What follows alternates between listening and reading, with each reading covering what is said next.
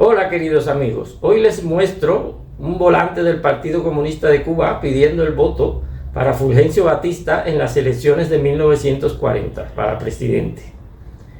Yo le hice una foto a esta propaganda electoral hace unos años y la colgué en internet y le ha dado la vuelta al mundo. Muchos se la han apropiado, pero el original es mío y está en mi colección.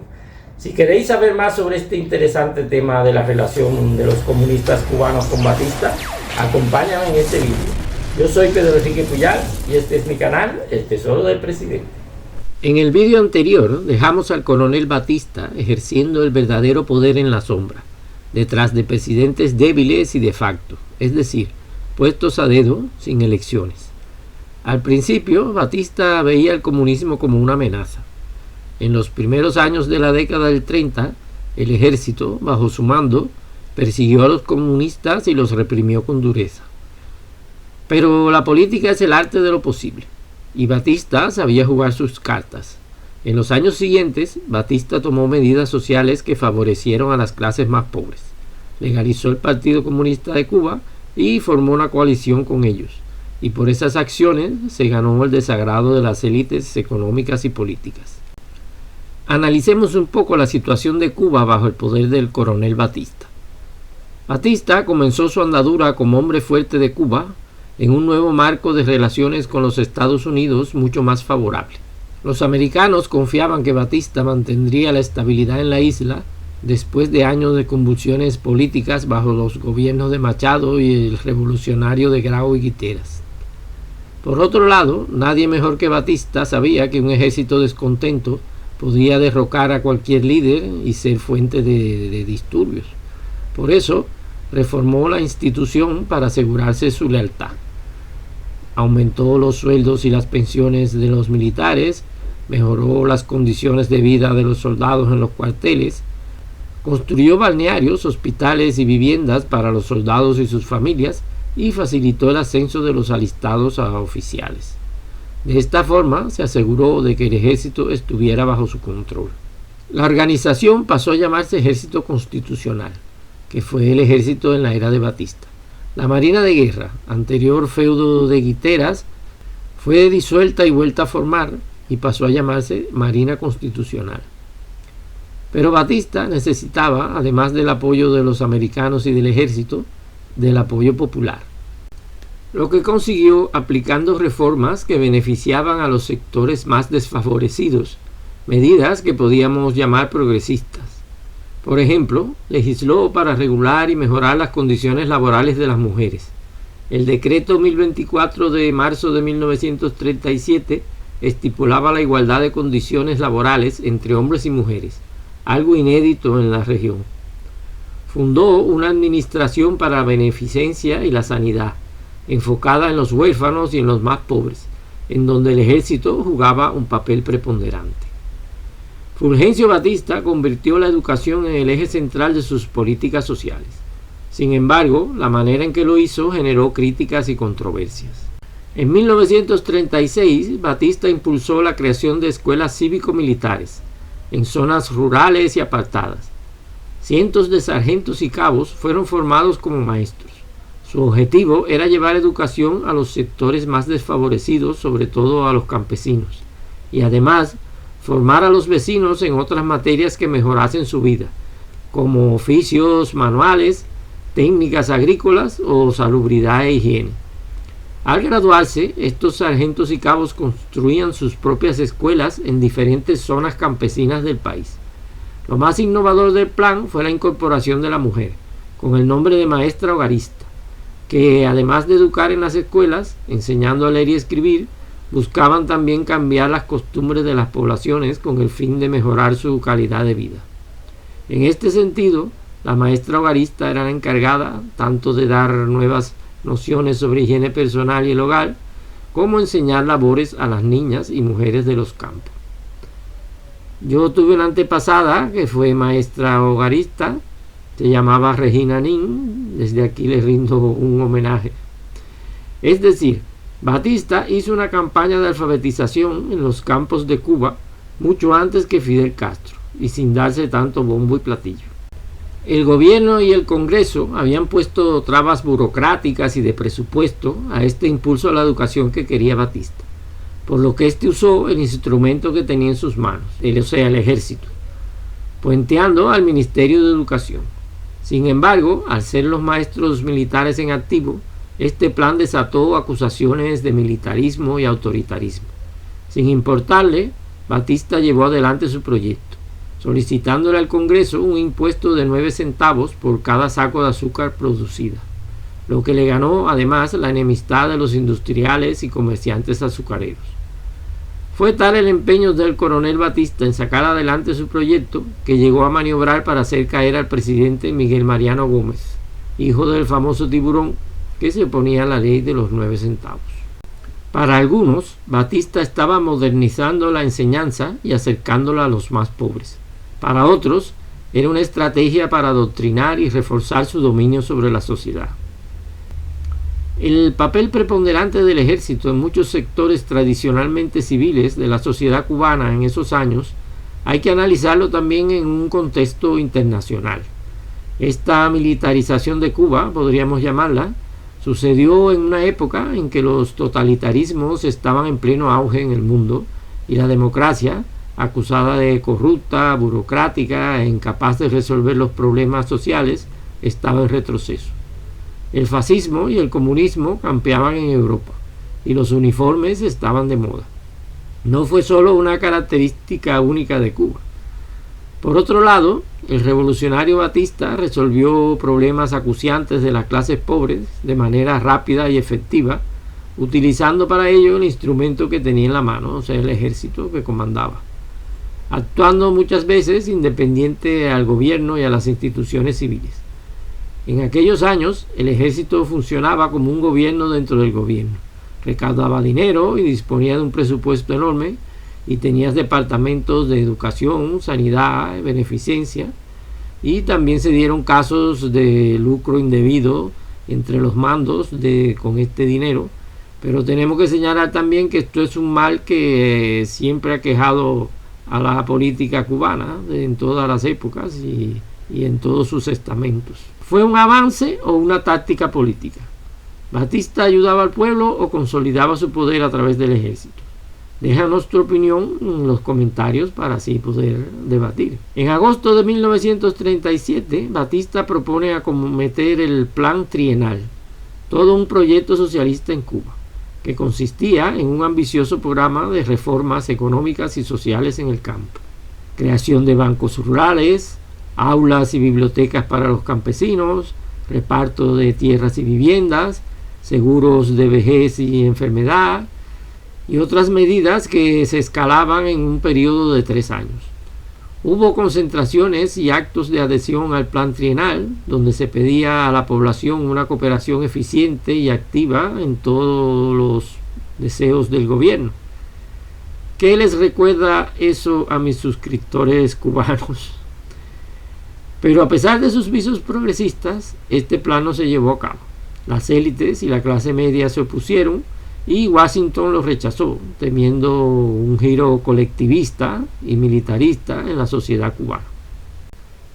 Otro importante logro que sí gustó a la clase política nacional, alcanzado bajo el mando militar del coronel Batista, fue la abolición de la enmienda Platt, ocurrida el 29 de mayo de 1934. Este era un viejo anhelo de la izquierda y el nacionalismo cubanos, del cual la historiografía cubana se ha preocupado cuidadosamente en borrar toda relación con el hombre fuerte de Cuba, atribuyéndoselo a los revolucionarios de Grau y Guiteras, ya depuestos, o al embajador cubano en Washington, Márquez Sterling, pero lo cierto es que sin la buena disposición de los americanos hacia Batista y la confianza que le tenían, jamás hubieran aceptado suprimir la enmienda Platt. Con la presidencia revolucionaria y de facto de Grau y las medidas radicales de su ministro Guiteras, acompañadas de violencia y disturbios políticos, los americanos jamás hubieran consentido en abolir esta enmienda. En medio de una apertura democrática, Batista legalizó al Partido Comunista en 1938, junto con el Partido Revolucionario Auténtico de Grau, de Prío y de Chivas, entre otros. que participaron activamente en una asamblea constituyente con el objetivo de redactar una nueva constitución que sustituyera a la de 1902. Porque sí, señores, el promotor de la tan mentada en estos días Constitución de 1940 fue Batista, un hecho que muchos desconocen o pretenden desconocer. Batista se autodefinió como un hombre del pueblo, de origen humilde, nacido en la propia entraña de todas sus necesidades, con un elevado cargo público, ganado por la voluntad y esfuerzo propios, un representante genuino del sentimiento popular cubano. Esta procedencia humilde de Batista, que él se preocupaba siempre en recordar en sus discursos, producía un rechazo en la alta sociedad habanera. La gran y pequeña burguesía blanca no veían con buenos ojos al mulato Batista y no lo concebían como primera figura política de la República. ¿Significa todo esto que hemos apuntado hasta aquí que Batista era comunista? A pesar de todas estas reformas con tinte socialista, la respuesta es no. Batista no era comunista, pero sí un estratega político y un oportunista que supo usar el discurso y las alianzas a su favor. Legalizó al Partido Comunista y se alió con ellos cuando le convenía. Hizo reformas sociales muy buenas para el pueblo y a la vez con el objetivo de ganarse su apoyo y su favor. Y nunca abandonó su alianza con los Estados Unidos. Desglosemos un poco estos aspectos. Hay que decir que la alianza con los comunistas fue algo que sucedió cuando Batista lo consideró beneficioso para sí. En los primeros años de su desempeño como hombre fuerte, Batista sofocó huelgas con violencia, persiguió a sindicalistas radicales y se presentó como un garante del orden ante los llamados a la transformación social de la izquierda y los comunistas. Pero luego, cuando le convino, cambió de estrategia y decidió asociar su imagen al progresismo, la izquierda y las clases populares. Por su parte, el Partido Comunista también cambió su proceder. Abandonaron el enfrentamiento para acercarse al poder y gobernar desde el aparato estatal. Es decir, pretendían infiltrarse en el gobierno como ministros y manejar el Estado desde dentro. A decir de periodistas de la época y escritores, Blas Roca Calderío, Juan Marinelo y otros líderes comunistas rivalizaban en lamer las botas del coronel Batista, a quien llamaban mensajero de la prosperidad y verdadero padre del pueblo cubano. Batista les correspondió creando en 1939 la Confederación de Trabajadores de Cuba, la CTC, el sindicato más importante del país, que aún hoy pervive, y lo puso bajo el control del comunista Lázaro Peña. Puedes dejar tu opinión sobre Batista y su relación con los comunistas en los comentarios de este vídeo. En cuanto a la especial dedicación a las clases populares en este periodo, le permitió a Batista ganarse el apoyo de los estratos sociales bajos, necesario para sustentar y dar legitimidad a su régimen y crear una base buena de votantes. Estas medidas alejaron a la población de la izquierda tradicional, que solo prometía sacrificios y lucha en el presente para una utopía futura que nunca llegaba, mientras que Batista ofrecía soluciones reales e inmediatas. Pero este acercamiento a las masas populares, así como la continua referencia de Batista a sus orígenes humildes en sus discursos, obstaculizó el entendimiento entre el coronel y las clases privilegiadas, que nunca aceptaron a Batista. Lo veían como un intruso, alguien que no era de los suyos y que nunca representaría sus intereses. Estados Unidos, en cambio, estaba satisfecho con él, ya que Batista había traído estabilidad y orden a la isla. En 1934, como ya hemos dicho, Washington abolió la enmienda Platt y ratificaron un nuevo tratado comercial favorable a Cuba, ampliando el firmado en 1902.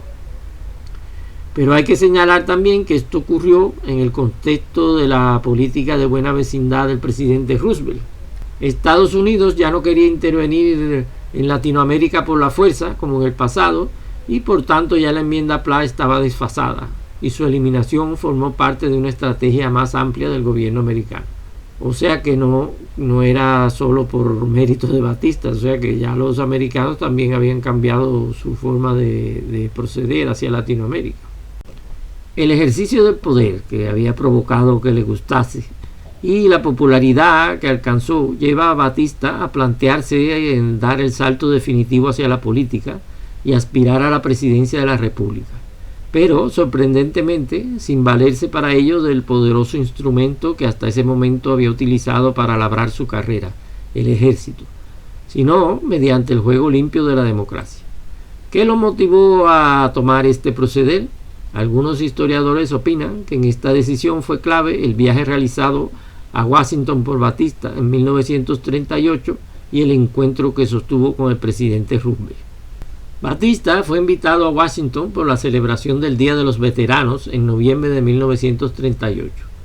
Fue recibido con honores por las más altas instituciones de Estados Unidos. Este trato especial pudo haber sido un fuerte estímulo para que decidiera abandonar el uniforme militar y entrar de lleno en la política civil. En una reunión con el presidente estadounidense, Batista reafirmó su compromiso con la democracia. En un inesperado giro hacia la democracia, en 1939 Batista abandonó su carrera militar. Renunció a su cargo de coronel y jefe de las Fuerzas Armadas, traspasándolo a su compañero de la Revolución del 4 de septiembre, el también coronel Eleuterio Pedraza. Esto buscando alejarse de su imagen de militar y adoptándola de ciudadano cumplidor de deberes y derechos. Legalizó a todos los partidos políticos, incluyendo al comunista, al revolucionario auténtico y al liberal que había apoyado a Machado, con el objetivo de que todos concurriesen a unos próximos comicios que preparaba para 1940. Además, se involucró activamente en la preparación de una asamblea constituyente con todos los partidos para la redacción de una nueva constitución, que fue luego la famosa Constitución de 1940. Con su popularidad en auge y el apoyo del ejército y de los americanos, Batista estaba listo para convertirse en el primer presidente cubano de origen humilde y mestizo. Batista definitivamente estaba decidido a ocupar el puesto que hasta entonces era reservado a las élites oligárquicas que habían monopolizado la política desde la independencia de España, a los generales y doctores veteranos de la Guerra de Independencia. En 1940 se postuló oficialmente a la presidencia de la República. ¿Logró ganar las elecciones? Descúbrelo en el próximo capítulo de esta historia. Para ello, no olvides suscribirte al canal y activar la campanita de las notificaciones para que no te pierdas la próxima entrega. Y recuerda, si te ha gustado el vídeo, darme un like, esto me ayuda mucho en mi labor de crear contenido. Hasta luego.